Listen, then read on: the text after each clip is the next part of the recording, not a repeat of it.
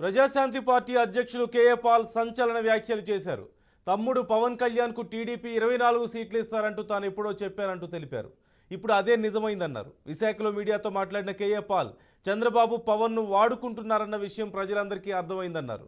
జనసేన నుంచి ప్రజాశాంతి పార్టీలోకి రావడానికి చాలా మంది కార్యకర్తలు సిద్ధంగా ఉన్నారంటూ తెలిపారు.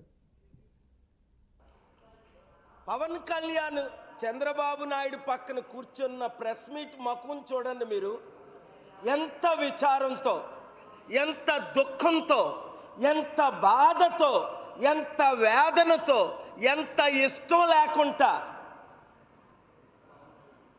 ఆయన చంద్రబాబు నాయుడు పక్కన కూర్చొని నాకు 24 ఇచ్చారు. మరి ఎన్ని కోట్లు ఇచ్చారో ఎందుకు చెప్పలేదు?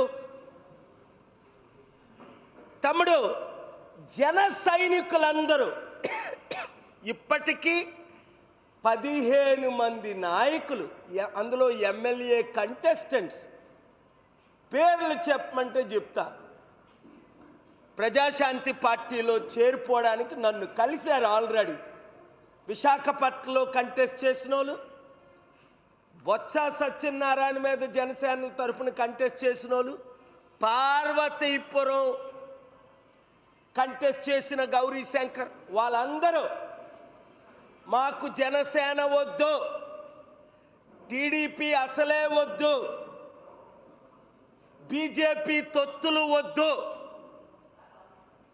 ఏమేనంటే జై శ్రీరామ్ అనకపోతే ఎలక్షన్ తర్వాత అందరినీ చంపేస్తారట. మరి కొంతమంది జై హనుమాన్ అంటారు. మన ఆంధ్రులు అయితే జై వెంకటేశ్వర స్వామి. మోదీ నమ్మడట వెంకటేశ్వర స్వామి.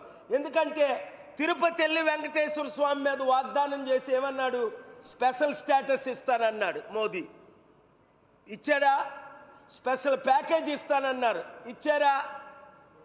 స్మార్ట్ సిటీలు కడతానన్నారు. అందులో విశాఖపట్నం, కర్నూలు, విజయవాడ, అనంతపూర్, ఇవన్నిట్లో కట్టారా?